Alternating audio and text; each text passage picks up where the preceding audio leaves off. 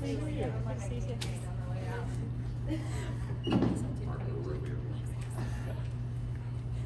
right. Well, welcome everybody for the Sports Lawyers Association outreach event. This is our first live event here in Arizona in almost 3 years. We actually had one planned here at the ballpark during the first homestand of the 2020 season. For obvious reasons, that did not move forward. So thank you all for being the pioneers of bringing back live events to the Sports Lawyers Association.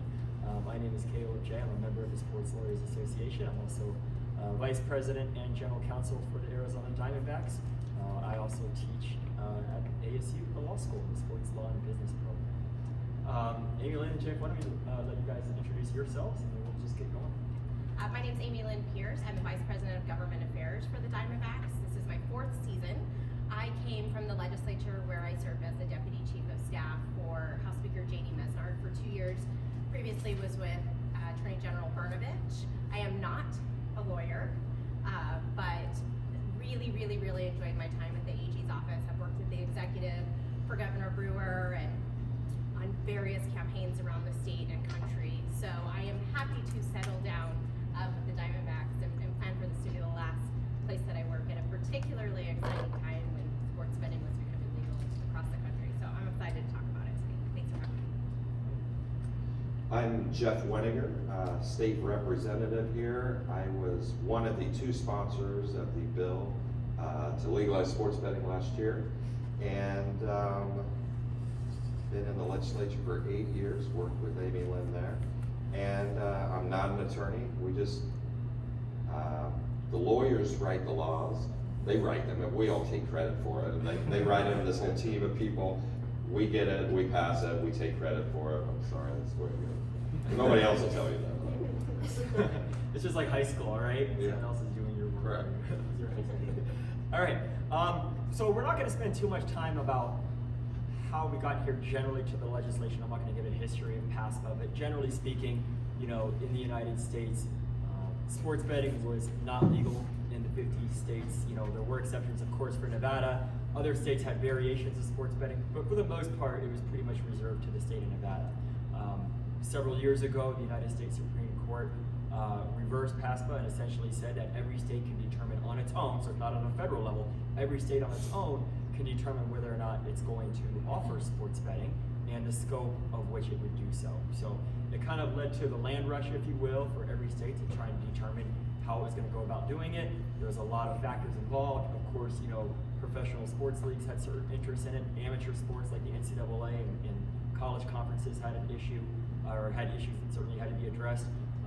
States that didn't have sports betting but still had sports gaming but still had sports betting available, or I'm sorry, betting in general, like, you know, casinos, bingo halls, you know, of course they would have interest too, wondering about to what extent their rights would be diluted if third parties were able to offer sports betting, or whether or not, you know, those types of rights to offer sports betting should be reserved to those who already have a casino gaming license. So that's just a general background to it. You know, I welcome questions along the way, but we can also do a Q&A at the very end of today's discussion. So with that said, Jeff, why don't you give us a little background about kind of the genesis of sports betting here in Arizona? Yeah, it's funny, at least with where this, I mean, the genesis is the sports betting going on. It's just happening illegally up until now. I was shocked when I started telling people that I'm running this bill from neighbors of mine. I was like, yeah, I've bet every day for the last 20 years here. You know, I was like, okay. And a lot of people were telling me that. And so it's been going on, but I was approached a year and a half ago. I was approached a year and a half ago about running this bill. And some people reminded me after I announced it on social media that somebody had a tweet of mine from like 2016 when I just got into the legislature, when they were saying, why can't we bet on fantasy sports here? This is ridiculous. I was like, I'm gonna work on it. And I was just hounding the governor's office like every year. I'm like, what is up? When can we get this done? And it was just really, to tell you the truth, it was two worlds kind of coming together where the compact was being renegotiated, and I gotta tell you, without that, this would not have gotten done. That's the Indian Gaming Compact. So it was up for renewal, and there was kind of dual negotiations going on both things. This would be here, then this would be a completely separate bill to allow not only the tribal nations to have this, but the idea, which was a great idea, of these sports entities, you know. And really people said, well, why them, why not? And it really did make sense that people who are grounded in this community, who care about this community, whether it be Phoenix or Arizona, are going to be very mindful of doing things and doing things right, and only do things that are positive for the community. And so to me, that was a great synergy, and it was a tough go through the legislature. There were a lot of things besides just the sports betting. There's the fantasy sports aspect, and then there's some things that I really fought to get in there. You had brought up the bingo halls, you know, and these are traditional fraternal organizations. Your even Knights of Columbus, they can technically be able to do some of this stuff, but your veterans organization, these halls where they have bingo and they have these things called pull tabs, which is like the lowest form of gambling. It's like they're not making any money off of that. And so they're able to have Keno now that is coming, and that's not done yet, but that's going to be reserved to them, the racetracks, and the OTBs. And so that's going to be a big boom for them, that they can do it and hardly anybody else can. And so they're excited about that. But yeah, everybody came together, from the tribal nations to the sports teams to Republicans to Democrats. I don't know if we'll have another kumbaya moment like this for a long time, but I was proud to be part of it. Yeah, sure. I think it's important to just point out, interesting to point out that the compacts are for 20 years, and they were passed in 2002 by voter initiative, which means that they cannot be changed except by voter initiative, except through an amendment. So the new compacts are actually just compact amendments, and they were set to expire, the existing 2002 compacts were set to expire in 23, and negotiations actually started happening between the governor's office and the 22 tribes who eventually ended up signing the compacts in 2017. So sports betting wasn't actually legal when those conversations started happening. And I mean, that was a long time ago, so it's hard to even think like, what were we doing in 2017? But I was at the legislature, and so those conversations were happening already, which was convenient for us because it was, let's add this one more thing to the topics of discussion. But that just tells you how long that conversation was, and how thoughtful really the governor's office was in saying, we know this is not going to be quick. We know that it could go to the ballot, and that the tribes will have the money to run a ballot initiative to get essentially whatever they want if they decide to do that. It's going to be better and more beneficial to the state of Arizona for us to come to the table and hammer this out as long as it takes to make sure that the tribes feel like they are benefiting from what has already been in place now for 20 years thanks to IGRA. And beneficial for the state, which is something that everybody wants, right? So that's important to note, I think, because everybody coming to the table started a really long time ago, and then when sports betting became part of it, you know, that was sort of an added bonus, and the timing worked out well. I think that some of the states probably haven't done it yet, and there aren't that many, but some of them haven't done it or are later to the game because their compact negotiations are still happening or were later. I have a question about that. So if, I know you said they started in 2017, but I don't recall seeing a lot of publicity or discussions. It was a very, very quiet. So why is that? Just for the cameras, the question was, you know, negotiations started back in 2017, you know, it was relatively quiet. Why is that? Well, there were NDAs in place all over, number one. And NDAs that are still in place. I mean, there are still parts of those negotiations that I certainly wasn't a part of, and, you know, Mr. Weniger wasn't a part of, but 22 tribes at the table and the state government. What is it? I think, to me, just looking from the outside looking in, the obvious reason might be because if it's too public, then you get a lot of public oh, this side is backlash, this side is it's great, and it ends up impacting something that needs quiet negotiation. Sure. Would be the reason I would. Sure. I mean, I think that's a big part of it. I think that there were plenty of things that were on the table at one point, came off the table, were back on the table, and so, you know, it's that whole how the sausage is made sort of situation. But the tribes are very, hold this very close, and it's a huge point of pride for them, right? They do it well, they've done it well now for many years, and so I think that a lot of it too is just, this has to be confidential until we get something that everybody can agree on. And that happens all the time. And I'm a big guy on transparency and making sure things are transparent. When I conduct a Commerce Committee meeting, every single person who wants to speak gets to speak. But that doesn't mean that if a lobbyist is working with a legislator on a bill, that those meetings and discussions beforehand are public. I mean, as they're bringing it up. So that pretty much happens in everything that goes on in the legislature, for better or for worse.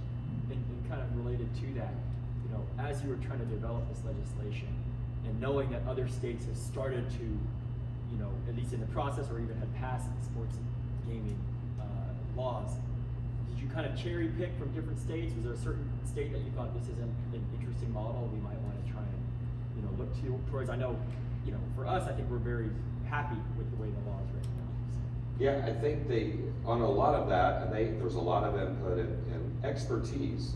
I know people think sometimes lobbyists or these different people, I mean, there's lobbyists for everything, and they have institutional knowledge. And so there was a lot of expertise from some of the online gaming companies of what were the best practices in other states, what was the averages of different things, of how much they're paying and these different things. And it got very, very technical. We had a whole bunch of meetings and people calling me and saying, oh my gosh, there's no way everything was the worst thing in the world, you know. And the governor's office was great, all the partners were great.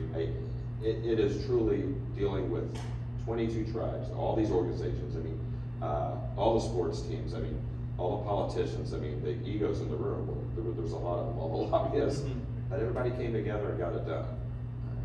Yeah, I also think it's important to note that just because it's legal on the state level does not mean that the Diamondbacks can participate, right? I mean, we are governed also by MLB rules. So, same with the Suns and the Cardinals and the Coyotes. So the leagues were part of the conversation too, and they have been parts of these conversations across the country. So it was nice to have them come and say, this is what happened here and it doesn't work for us. And this is what happened there and that works for us. And the governor's office was great to say, come be part of these conversations from the beginning. And so that was, I mean, there was a framework, here's what we have in mind. But it was nice to have the operators and the teams and the leagues all on the same page. And Joe and I were talking about beforehand that the colleges are brought into this as well. And we did have pushback from some of the universities here, and we did make some changes dealing with prop bets because we didn't want individuals being caught up in that thing if they're not really, you know, making any money at the college level and having that kind of thing. So you can just really kind of bet on team outcomes. I think you can bet on like the Heisman Trophy. That's an individual thing. We put in a couple exceptions, but try to take that out of it. That was kind of our compromise with them. I don't think they still liked it, but we did it. No, they didn't. And they, in fact, testified against it. ABOR did.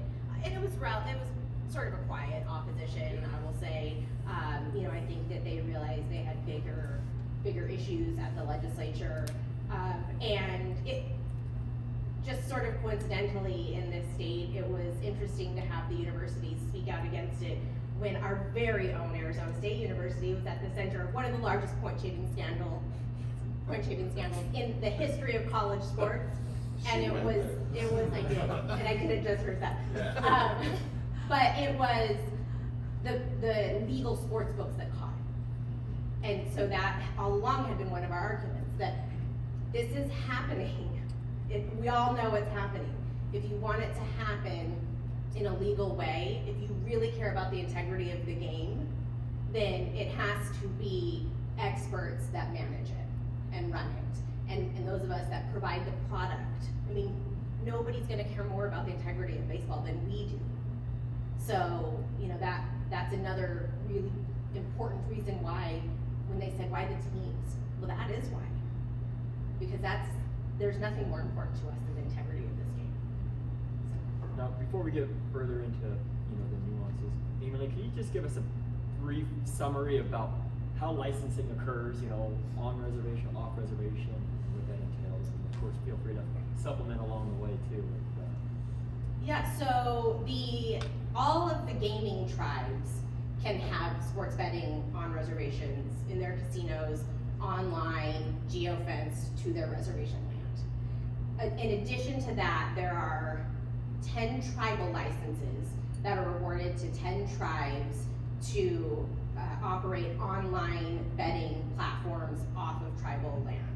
There are 10 state licenses, or what we sort of started calling them, that are reserved for the sports teams or any entity that would qualify under a set of standards that are a professional sport that plays at the highest level, a facility that is 10,000 or more, a racetrack that hosts 2 professional NASCAR races, a golf course that hosts a PGA Tour event. I mean, it is very specific, and that was on purpose, certainly. But it states in there that you may qualify for a license or you may designate a management services provider. And that language was important because our leagues would not allow us to be license holders, and certainly wouldn't allow us, nor would we want to, be opened up to all of the licensing background checks.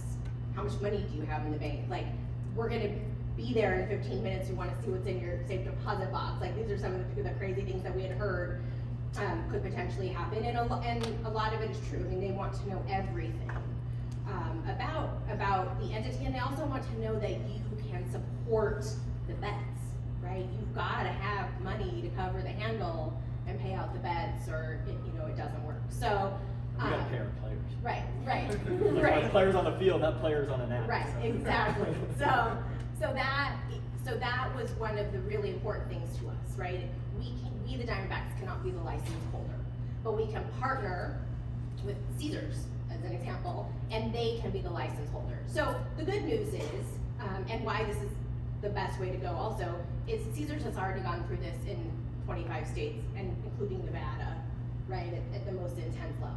So they had all of that information ready, they have been checked out, they've been approved by all of the other states, and same with all of the other gaming partners. There's a fee, it's actually relatively low compared to some of the other states where it's millions and millions of dollars. Do the gaming partners have to, like, if you're associated, Diamondbacks are associated with Caesars, can they be associated with any of the other teams? Or is it unique to that team, and then the other teams have to find somebody else? They can't question real legally. quick, Oh yeah, sorry. is if you designate an operator like the Diamondbacks have with Caesars, can Caesars also work with another sports entity that would otherwise qualify for a license? So that was part of the conversation when we were drafting legislation, actually, and in the first draft, it said that they may not. And the teams and the operators said, well, that's really a business decision. And if the Diamondbacks don't want Caesars to do business with somebody else, then we should write that into our agreement, right? There needs to be an exclusivity clause, but that should be up to us. So that was stricken. BetMGM does work with Gila River and also with the Cardinals. So that they can do business with as many as they want to, or according to what they want, or the agreements that they have. Does that take up those 10 licenses then? So like if Caesars was working with 3 teams, are they controlling 3 licenses? So if an operator contracts with more than one team or entity, it will take up that many licenses. Okay. It is each agreement is a license. Right. I think it was a great way to put all that. I'm fascinated with the business side, and when we were going through this, I was fascinated with what you were saying with the licenses, who's gonna take, were certain people gonna have to. So in that BetMGM example, I'm assuming they have 2 different skins of the app, and it's all about customer acquisition. That's why you saw this front-loaded heavy thing, because if you have an app and you're getting that customer acquisition, whether it's Caesars or BetMGM, and you have some stickiness to it, you're trying to embed them and get them just using your app, because then that revenue is flowing to them. In the example of BetMGM, I guarantee it's whoever is acquiring that customer of BetMGM, it's like two separate apps. And if this team acquires them, then they're keeping those revenues. If the other team does, then they're acquiring those. So that has fascinated me, along with the more commercials than you see in political season on the sports betting part. Probably And more fun than. right, but is getting those customers on their app and trying to hold on to them. And or does somebody have 4 different apps and they're going for all the free bets and stuff? And note that each license includes a brick and mortar retail location to operate a sports book. So you might have seen what used to be Game 7 Grill here on our plaza is currently being converted into a sports book. And then it also, that same license does include online, mechanisms for betting too. So it's 2 different ways or methods attached to that same license. Right, that's the state licenses, those 10 state licenses. The tribal licenses are just mobile. And so when you look at all 10 of the tribal licenses were issued immediately. On the first day that they could be issued, all 10 of them were issued. And there were more than 10 applicants. So I believe there's pending litigation as far as that goes. But there are still 2 of the state ones available. And those include physical sports books, like Caleb said. But you'll see that not all the tribes even applied for those off-reservation tribal licenses, because they just, and it's, like Salt River, Pima, Maricopa, which is one of the largest, at least metropolitan tribes, they didn't, because they thought, we can already do it on reservation land. We've got our casinos, like they're just bigger things. So it has tended to be the tribes that don't have a casino, or are smaller tribes, the more rural tribes, which makes sense. Are there different taxable consequences if you go bet and gamble at the state level versus going to the tribe? The question about the tax implications of betting with a licensee who is or operating sports betting via the reservation versus off reservation. No, as far as if you win, is there a different tax? I don't believe so. I think it's still I've won money at the tribal nation before, not on sports betting, but other things there. And they if it's enough money, they give you a sheet to turn in the IRS. And the tax rate is the same too. It's 8%, for the state tax, it's 8% on the physical location, and then 10% mobile. But you're right, there's taxes on the players, Right. The users of the apps, or people who are winning their bets, and it's also taxable income of the operators. And even the tax rate, for the operators is kind of an interesting nuance to the bill too. It was not set in statute. It was stated in the bill that it would be set in rule, which is dicey, right? Because the rules are determined by the director, and so we could get a new director here in about a year. Likely we'll get a new director in about a year. But if we set the tax rate, that would be imposing a new tax, which would be Prop 108, and creates a whole new set of issues.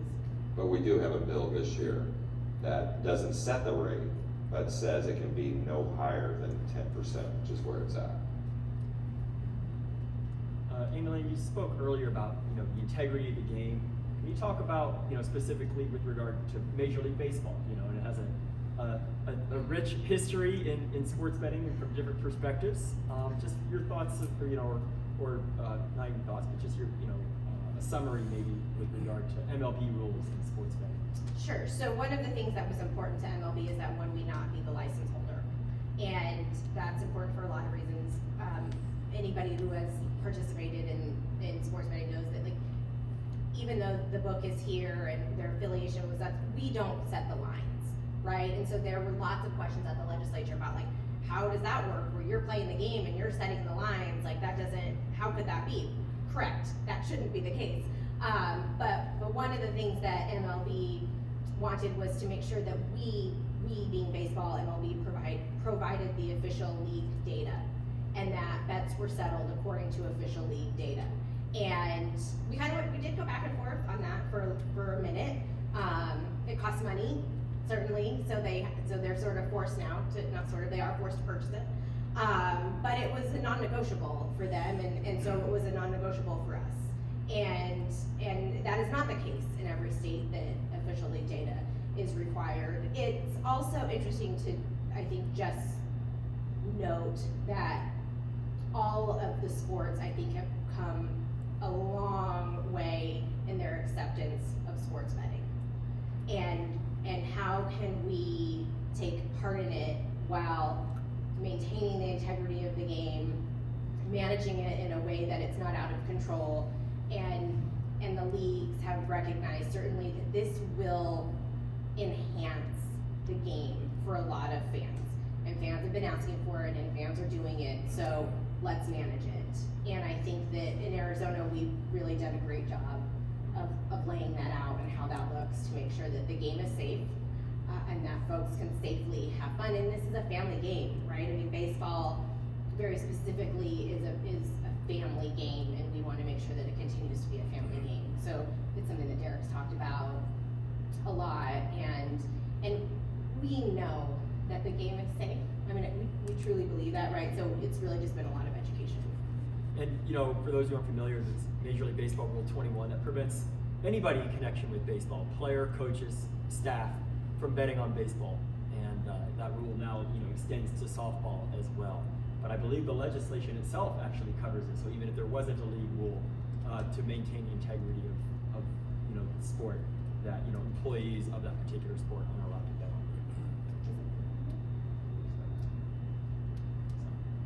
on it.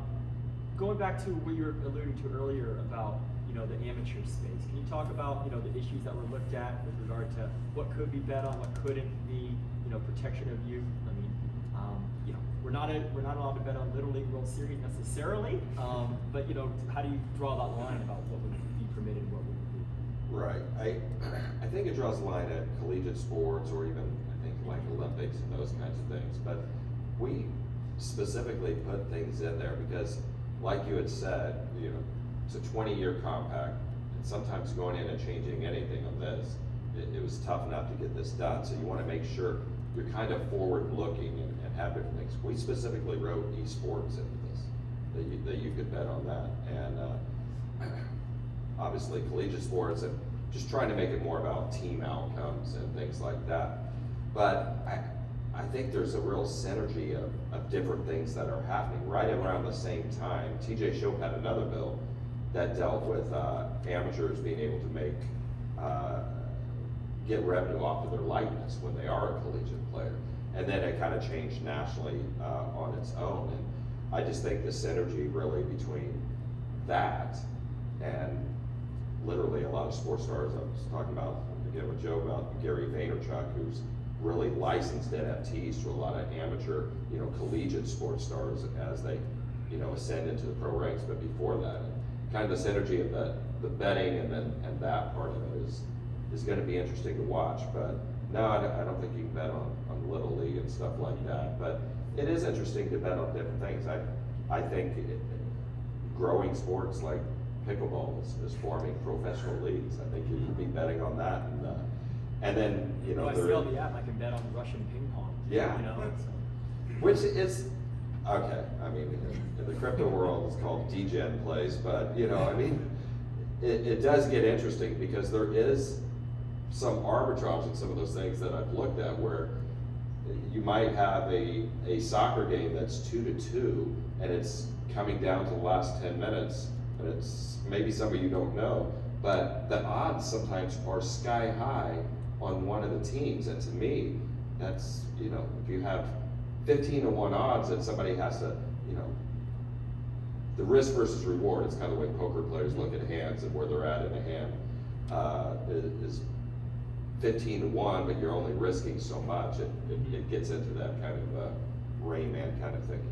Absolutely. And I know it is somewhat tangentially related to the sports betting, traditional sports betting. But can you talk a little bit about the fantasy sports side of it? Because I think that was interesting, because even before PASPA was pretty much reversed, sports betting was occurring, fantasy sports was occurring across the country. Yeah, fantasy sports was allowed here for people who would just form their own leagues, and it was kind of like everything else. You couldn't make money off of it, so I couldn't have 50 people come over and do sports betting and charge them a $30 vig in order to do it. Right, fantasy sports. And so it's kind of like the same way if you have a poker game at your house. You can have anybody come over, you can give away, you have entry fees, but you can't necessarily have like a $20 fee for somebody to come in and play. And so it's been like that, but now this kind of allows you to do it through the app, and it's really not as much the traditional way that people have played fantasy sports where they draft a team for a whole season. It's this weekly or daily fantasy sports where you're just drafting and the prize money can be really big. It's not really the biggest money maker, but it's probably for a lot of these companies, again, a stickiness and entry gate for a lower cost. You know, like NFL, I think you can do these for $1 and $3, you know. And again, that gets to the business aspect again, because when I used to do fantasy sports and you draft a team and stuff, I mean, I normally watch my Kansas City Chiefs and the Arizona Cardinals, but now you find yourself watching other games, and then they have commercials, and so it's getting more and more of that engagement into individual sports, and where the marketers and stuff can make more revenue because you have more people watching. And you see that with sports betting as a whole now, because you'd be watching a blowout game, just making sure the point spread is covered or not covered, depending on which side. Right. Or do you have people here that would leave maybe in the 6th inning or something, but now they're staying because they're betting on the pitch count, or they're betting on the total runs in the game, or they can bet on the last 3 innings. I'd love to see a study, if anybody did it, about how, if you have an average customer staying longer for the games. You said something about you were liking or using analogies like cryptocurrency. But all bets on the system have to be in USD, right? There's nobody that can bet in Bitcoin or the Yeah, no, So the question was, the question was whether or not you had to use US dollars for betting here in Arizona, or could you use other, types of currency like crypto? I think that, as far as I know, you have to use US dollars. And I didn't mean to confuse that. I was basically saying cryptocurrency because I was referring to NFTs, which is called a non-fungible token. And a lot of sports stars are creating their own likeness with these and making revenue off of selling them, as well as a lot of collegiate stars are doing this now. We're September 9th of last year. It was when sports betting was kind of kicked off, and so we're 6 months in. Just from each of you, just any initial thoughts or reflection upon how it's been going up to this point. It's going gangbusters. I mean, we have broken records, and it has been crazy successful. And we know that, if for no other reason, because Caesars and MGM and all of the big guys continue to market here and continue to spend a ton of money in this market. It has been interesting to hear some of the critics talk about how little money has actually gone to the state. It's not nothing, certainly, which, to be fair, it's not nothing. We also didn't make any sort of promises that there would be this huge windfall from sports betting. There are people making a lot of money in sports betting. It's not the state, it's not the teams. But nobody's talking about the money that comes from the advertising. That would not be in this market. It just would not, those dollars would not be here, period. And we are hearing from fans and just people on the street that they love to do it. And it's not necessarily giant amounts, right? But I love that I can bet against the Lakers every single day. Just because I don't like them, right? And so that's fun for me. But it's been really positive, and we've had some rule changes. I just was in a meeting this week with the department, an open meeting, to talk about rule revisions, and so there are things that we have learned. But I've been really, really pleased with how well it seems to be going, and considering all of the entities that were involved who need to be happy with it, they are. And Jeff pointed out that esports, we looked ahead, and esports is something that we wrote in, and that's really important because we get one bite at this apple every 20 years. You know, these compacts, we can't change the state laws about gaming without fear of triggering the poison pill and the compacts all being shut. So it was really important to get it right the first time, and I think we did. Absolutely. I think it's going swimmingly. We're setting records every month, like national records. I think New York came online and I think, ate that up. But I mean, they broke Vegas's record when they went online. I'll repeat what Amilyn said. There was criticism about the amount of money that would be brought in. And there's a couple caveats to that. One, I had always talked about the totality of what this was going to bring, not the money derived directly from sports betting. And there's these, bonus bets in the first few years that do dwindle off. That brings that stickiness in and brings that trying to attract those illegal bettors into the system. Every state does this when they open. So eventually, those numbers are going to increase on the same amount of bets that's happening. And also, once they have acquired so many customers, it doesn't necessarily make financial sense to keep giving money away to the same people who are already on the platform. And once there's so many people that are already on the app, I don't necessarily think that's going to continue. And then the surrounding economic development things that happen. I mean, I'm sure people are going down the list and deciding where to have a conference.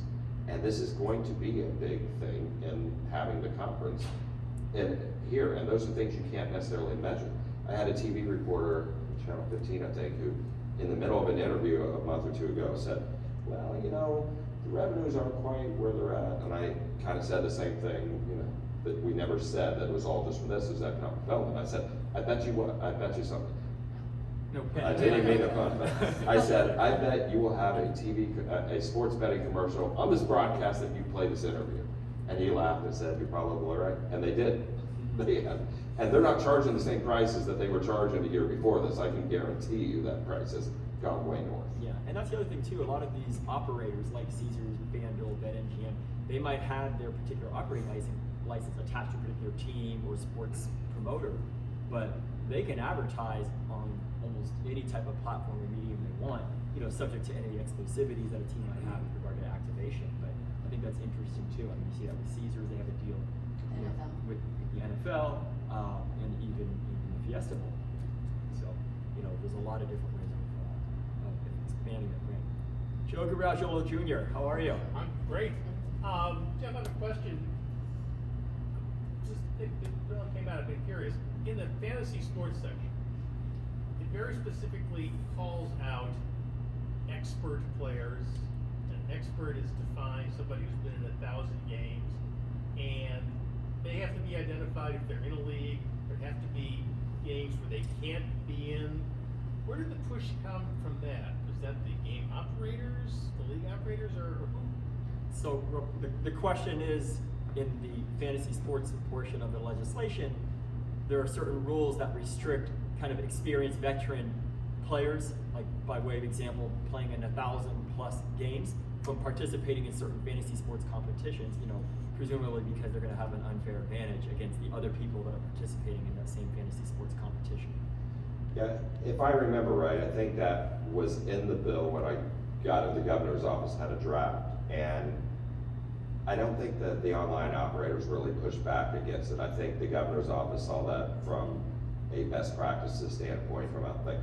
But I can tell you, I mean, maybe it's listed somewhere, but any time I bet on those fantasy things, I just click and start picking the team. I'm not, whoa, is there an expert? I mean, there's like 5 or 6 or 10,000 people in these things, I mean, your odds are stacked pretty much against you a lot anyway, but it's $2 or $5. But And I think there's limitations about employees for those fantasy sports companies, right, from participating, because obviously they would have a certain edge, right. Looking at data and having access to data, much like we are not allowed to bet on baseball. So, what about problem gaming? Meaning, problem gambling, people who, have gambling addictions. How was that taken into consideration during the legislation? Sure. So money that comes from tribal gaming has always, of portion of it has always gone to combat problem gambling. So there's also regulations that the operators must advertise the hotline and have materials available about problem gambling, and they do and always will. It's a pretty big chunk of money that has to go towards problem gaming, and nobody questioned that. I mean, it was always gonna be part of the conversation. You know, it's another one of those things where 20 years ago, there was a much larger movement to stop gaming in general. And there were a handful of legislators down at the legislature last year who just said, I don't like gaming, period. I'll never vote for it. And we knew that, and so we respected that. But there has, I think, as we've moved on and it has become more popular, and people have seen that it really is regulated, there's been less of that pushback. But it was never something that we really discussed because it was always something we were perfectly fine with. There's also in the bill, in a lot of different ways, a self-exclusion list where you can exclude yourself, and once you do that, you can't change your mind. And there's time limits and stuff on it, and then that information, if there's anybody who's been kicked off, not allowed to do it, or on the self-exclusion list, then that has to be shared in real time with all the other operators to where they can't just go from one and jump to the other. Yes, that's great. So how about that? What other type of collaboration do you see amongst the different operators in this space? Or is it just too competitive to kind of keep their, you know, cards close to their vest, to use another pun? As we got into it, and I started to talk to folks, different operators, I mean, they all talk, and they've all worked for each other. And you know, it's kind of like sports. Like once you get into it, that you might go work for another team, and that's not strange. So I think there's a ton of collaboration. I mean, the reality is there's lots of folks out there ready to gamble, and there are the biggest guys who have the most money to spend on customer acquisition. But if it's not legal and it's not done well, then it doesn't work for anybody. So everybody's ready to come together and do what's going to be the best for the industry. I agree. Everybody's worked really well together. They are sports teams. They are competitive, you know, and so I'm sure there's competitiveness going on behind the scenes. A couple things I guess I'll address real quick is it also with the back to the business model things and customer acquisition. Everybody's done a great job. You see these commercials. One, I don't know what the numbers are yet, but you look at someone like Barstool Sports, which is Penn Gaming. I mean, they took a whole different approach, and a few years ago, where Penn Gaming acquired a portion of Barstool Sports, or all of it, and they essentially, whether you agree with Barstool Sports or people like, you know, the content they put out, they bought a media company. And now the head of that media company and the personalities and the bloggers can just drop in here and just by their reputation, the amount of reach that they have, can just acquire customers like that. And maybe it's some customer that's already with another operator and stuff. The other thing I would say is there are issues that come up, and one, and you might be asking this in a minute, deals with the Coyotes. And because they're not gonna have a stadium. And in the law, it talks about a stadium of 10,000. But to me, that wasn't the intent. If you have this kind of interim ground, anything could happen. This place, I won't say you could burn down or anything, but you could have a strike for a year. Does that mean that you lose your license and then a professional pickleball league picks it up? You know, I mean, you have to, in these situations I find is best, you have to put yourself in the other's position. And they're gonna have another stadium, and just because the one at ASU is 5,000, to me, we have to find a solution for that. It's just not technically fair, and it could happen to anyone in here. Is that under negotiation, and to find a solution, or are the tribes taking the position, too bad, so sad? I'm not 100% sure on their position. There might be shades of gray of that. To me, that wasn't the intent, and we should find a solution. That too. I mean, that seems to me that wouldn't be the intent either. They haven't really resolved the issue. I'm happy speak to this if you, because we have been asked to weigh in. And it has, our position has been that it doesn't really affect us, right? We continue to have a facility of 10,000 or more. We also believe that it only affects their ability to run a physical sports book. Our reading of the law, our reading of the law is that they couldn't have a physical book for the 3 years that they are at ASU, which is sort of moot because Michael Crow will never let them have a physical book on ASU's campus. But our feeling is also that we don't think they should stop having a mobile license. And we actually wouldn't care if they had a physical book on ASU's campus. There are 10 licenses available. The Diamondbacks and Caesars got theirs in cooperation with the Diamondbacks. We assume that they would be running a physical and a mobile sports betting operation, so that doesn't change. There are still 2 licenses available on the shelf. So there is not an entity out there that's not getting it because the Coyotes currently have it. And we certainly believe that the spirit of the law is that they should be able to do something. Now, they might not be able to have a physical sports book for 3 years. And if this place flooded and we had to move out to our spring training facility, forget that it's on tribal land, but if we had to move out to our spring training facility, then perhaps we just wouldn't be able to have a physical book for 3 years.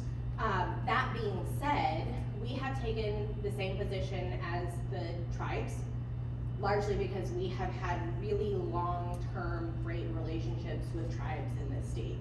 And they asked us to take a position in opposition. It's not been anything more than me signing in opposition. I've not made any calls. I've not had any conversations. I don't really intend to. And I've had lots of conversations with the Coyotes about this. We talk very regularly. It was not a surprise to them. They expected it, in fact, as soon as the tribes said that they didn't want to do it. And the tribe's position has been, this is changing the law. This changes who will qualify for a license. We all agreed less than a year ago that this is what it would be. So I'm not sure what's gonna happen. I haven't been counting votes. I haven't gone down to the legislature and talked to anybody about this. So I don't actually know what's gonna happen. I have some assumptions, but that place never does what I think it's going to. I don't know what's gonna happen either. Look, I get along great with all of our tribal nations. And this was back to the point of making sure you get as much right in it as you can. There was a bill a few years ago that Senator Borelli had, and I'm the chairman of the Commerce Committee, so all gaming and these kinds of bills come through my committee. Back to the fraternal clubs, that an American Legion can have bingo.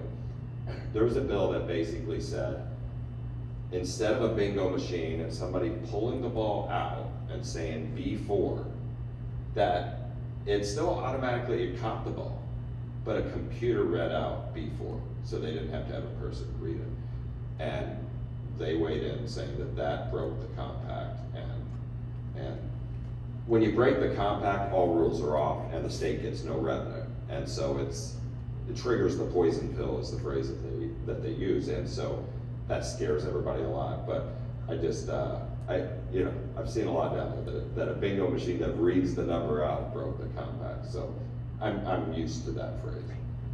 I do want to ask you all to just, have closing, statements, if you will, thoughts. But before we do that, so you have some time to kind of think about it, or maybe address anything we might not have done that you want to convey to the audience here. Opening it again formally to the audience here. Any Q&A opportunities for you here? Yes. How long do the licenses last? And in the case of Gila River, they'll lose their license because the Coyotes are moving out. Does that just get reissued? So the question was how long the licenses last, and also the status of Gila River's license. So you have to renew your license. You have to pay a renewal fee every year, and it's not the investigation or the background look into is not as robust as it is every year, but they make sure that you're still doing what you're supposed to be doing, and you have to pay a bunch of money every year. So there is revocation language in statute, and there was just a pretty lengthy discussion about revocation language in rule. If you stop using it, if you stop operating, they can revoke it. That's been a little bit tricky because we could decide to do business with somebody other than Caesars. Would we lose access, that type of thing? And so we're working through all of that because it's not the case. It's not the intent that we would want to take it away from somebody who's just fixing something or, you know. But Gila is only the naming partner of the Coyotes' current, soon-to-be old facility. So it is, Glendale owns it. The license will go with the operator that the Coyotes have partnered with, which interestingly enough is their parent company, because they run casinos. So that's going to be interesting to watch too, how NHL deals with that. But the license will go wherever they go. Yeah. Any other questions? Yes, in the back. As respects the 10 tribal licenses, was there anything in the legislation as respects like a waiver of sovereign immunity, a limited waiver, you know, should there be any of those issues? I'm assuming the answer is no, but just wanted to. It was interesting on that there's something in there about revenues that people don't have them, that they can apply for some of those revenues and stuff. But it was fascinating to watch who applied, who didn't apply. We were all really surprised that Salt River hadn't applied, but they just didn't fit their business model. But I think, I don't know this for a fact, but I think a lot of the impetus and why this came together was COVID somewhat. I think the tribal nations saw during COVID, there was nobody coming in those casinos and no revenue. And so it's these kind of alternative sources of revenue. If something like that happens, then I think probably paid at least a small part of impetus to get this done. I mean, related to that, do you foresee online gaming, meaning like traditional slots, blackjack on your app? Is that something that anyone's proposed? Or? No. The only thing is I did push for online poker. I pushed for like 5 things. I got 4 of them in there. Online poker wasn't one of them. I have some friends who are professional poker players, you know, guys who won World Series of Poker tournaments, and they said it's tough to. Well, one thing we did get in there that I pushed to be in the compact was that the limits come off at the casinos, because we're not landing big poker tournaments and some of these bigger things with people coming, because when somebody gets knocked, a professional gets knocked out of a poker tournament, they want to go play in a side game. And if the limit is $300 a hand, I mean, that's a lot of money to me, but to these guys, it wasn't. And they said that's just not enough to keep these guys sticking around. So that is something we helped get in the compact, but the only thing I could see is online poker, and only if it's exclusive to the tribal nations. But I think you could see that possibly in the next few years, because more and more states are doing it, and you could get somewhat these tourism travelers who come, because there's, I think, Nevada, there's New Jersey, there's a couple other states, and so then in that geofence, they're allowed to subscribe to, you know, to the different poker sites or whoever's running that skin. All right, got time for a couple more questions? If none are here, here's the opportunity. Closing thoughts on this topic? Sure. Thank you, first of all, for having me out here. This is super interesting to me. I have 6 apps on my phone. But you prefer Caesars. I do a prefer lot more than- Caesars. Wow. I certainly don't use them all now that the free money has run out. But all of that to say that I'm not the only one, right? I'm definitely not the only one. And it is something that I think has enhanced watching sports for a lot of people. I think it has probably brought people who didn't otherwise regularly watch sports into the games now, and that is only going to help our industry, the professional sports industry. So that alone, I believe, has made it worth it. On top of that, it has been more revenue to the state. It's never going to be a windfall. That was never the intent, but it has brought more money into the state. I also think it's really something to be proud of, certainly for Mr. Winiger and anyone who was involved involved in the process to note that this Arizona law has really become the gold standard in the state. I have gotten calls from all over the country. How did you do that? How did you do that? And my immediate answer is, you gotta get the tribes on board. Everybody has to work together, and it's not a quick process. There were a lot of folks who had the good foresight to say, we gotta start this now. These compacts are expiring in 2023, and if we don't start talking today, we won't be there in time. So that, I think, is really one of the coolest parts of this, is that we got this done in a way that was publicly painless, I think. It certainly wasn't painless, but in the end, everybody, except for perhaps the horse tracks, were happy with what we got done, and it's been going really, really well. So it's enhanced the game for us and our fans, and it's been good for the state, and it has provided an opportunity for the state and the tribes to work together on something that's really important to both of us. And so I am proud of that. I also just think it's really cool to break ground on this. And it was really monumental, a really monumental decision in 2018. And so to see it now all come into action has been interesting for somebody who's been in the lawmaking process, and somebody who really enjoys sports. So I love to talk about it. I appreciate you having me out to talk about it. It's one of the coolest things I've gotten to be a part of in my career. So thank you. Yeah, I just thank you for having me. Thank you for listening and being interested. Amilyn, I got to tell you, she worked this so hard. She was in my office multiple times, and there was multiple times where it was frustrating, but it was like you were back working, because she was there all the time, and probably would not have gotten through without you pushing. I'm just excited to see where it goes. I love the process. I love watching there's going to be little political things inside of this. I would say the thing to watch is those last two licenses. There's already probably one lawsuit going on. There's people trying to make claim. I was surprised that I should have seen it. I get frustrated if I don't see something ahead of time that the Suns, the Rattlers, and the Mercury all got a license. So that tied up 3 licenses out of one facility. But it'll be interesting to see, does Phoenix Rising somehow get one? Does this attract an MLS team? Does the UFC decide to figure out something and be here a few times a year and have a stadium with 10,000 people? Or does somehow a professional kickball team, get 10,000 people out and somehow get sports on? I mean, I just think there's going to be incredible kind of political maneuverings to watch, and I guess I love sports, but I also, I guess, a kind of a masochist where I like watching these little political maneuverings and seeing what happens. So that's exciting. Thanks again for having me, and I'll be happy to answer any questions afterwards.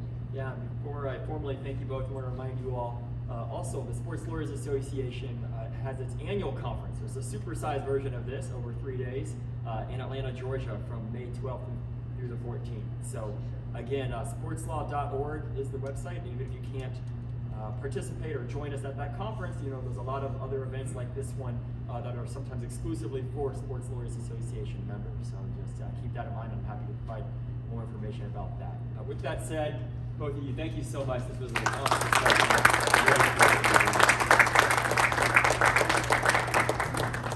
Thank you.